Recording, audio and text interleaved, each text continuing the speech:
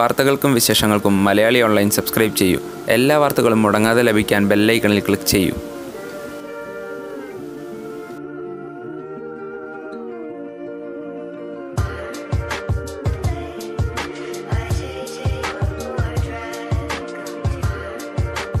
മോഹൻലാലിൻ്റെ വില്ലൻ എന്ന ചിത്രത്തിനായി കാത്തിരിക്കുകയാണ് ആരാധകർ.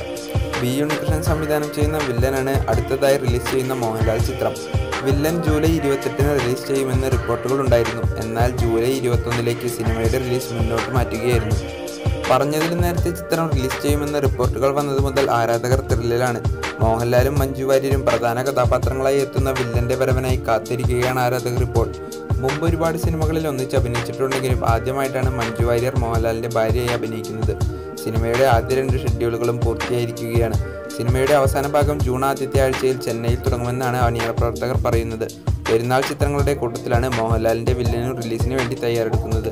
വീഡിയോ ഇഷ്ടപ്പെട്ടെങ്കിൽ ലൈക്ക് ചെയ്യൂ. നിങ്ങളുടെ അഭിപ്രായവും നിർദ്ദേശങ്ങളും താഴെ കമൻറ്റ് ചെയ്യൂ.